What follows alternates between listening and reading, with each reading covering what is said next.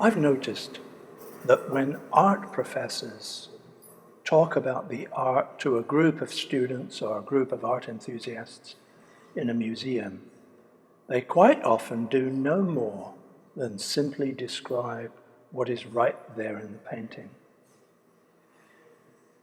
And they can't really do any more than that. They could give names and dates, but it wouldn't make any difference. Music is the same.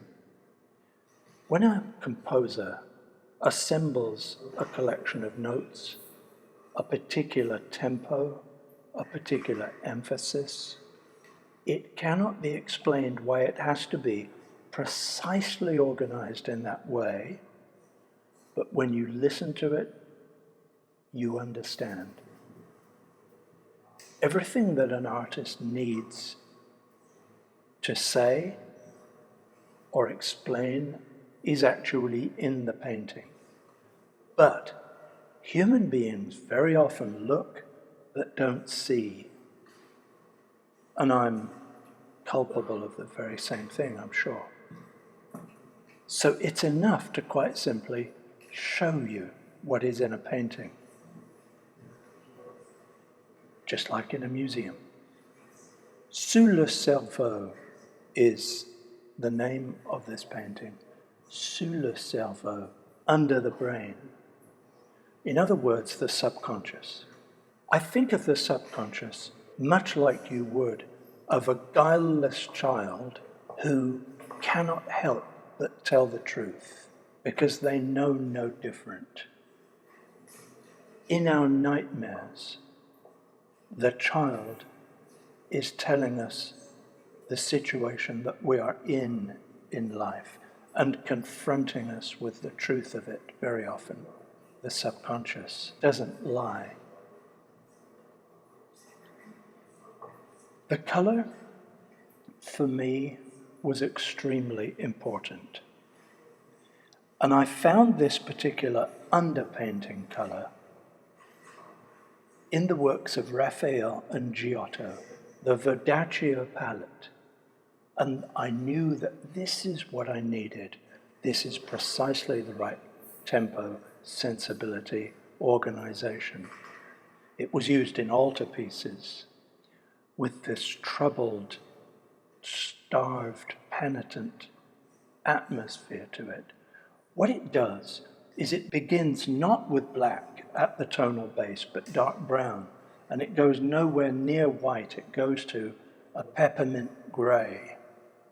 I wanted to narrow the tonal range using this in order to give a sense of air, a sense of atmosphere and place, like smoke in the air and almost smells in the air, a very human place. So I studied the colors, mixed them and tubed them so that they could become the base for all these paintings, a narrow tonal range. We know what we need, don't we? The heart knows what it needs. The pose is important. She raises her elbow so that her armpit is completely exposed. She is vulnerable, so the side of her chest, her heart, is laid open to the viewer. And she's only wearing a bra, a vintage bra.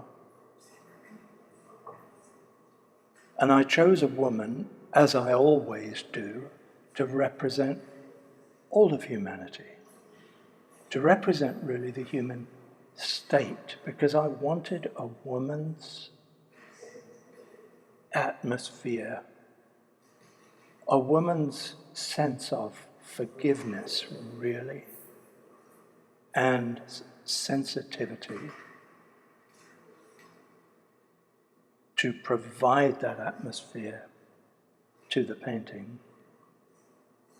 Nothing else would do. The Verdaccio palette becomes only the foundation for the skin. because the skin is enormously important. And I lay multiple Damar colored glazes over the top of that verdaccio in order to produce this quality of the distribution of the blood in the skin, the changes in the creasing and the way it takes light, the veins under the skin, the ligaments stretching in the skin. I wanted all the human qualities that show, in fact, that we are mortal, that we are here for a period. There are several clues to the painting, or necessities of the painting, one of which is a print of a Baltus painting taped to the lightbox. And it is a print of Thérèse dreaming, 1938. And it is quite erotic. Not in Baltus's terms exactly. Baltus would have said that this was dawning knowledge, dawning awareness of sexuality, but from the point of view of innocence, which makes it achingly beautiful, actually. I wanted that complexity about eroticism.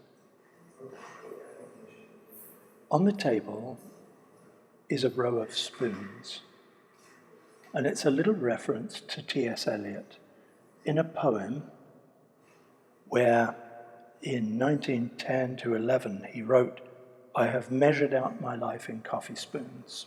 The way that life is such a succession of habits and traditions, isn't it? So much of it is spent washing dishes, really.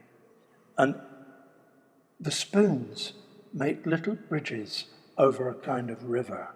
And the river is a heartfelt letter between two brothers in Denmark. While all these little habits go on in life using time, this great emotional river runs underneath them, heartfelt and heartrending in a certain way. The X-ray, the physiology of the brain, was necessary for it to be there. The carriage, the extraordinary carriage of the thoughts and emotions. The composition, it comes across as complex, but all it really is the rectangle of the light box, the perfect circle of the table, and the figure overlaid. The rest is detail. A very simple organization set along the lines of Pythagoras, and the table is tipped up so that it is flat to the viewer and flat to the surface of the canvas, giving it the kind of honesty that the child of the subconscious would understand. It's the honesty of perspective that was in those altarpieces of Giotto and Raphael.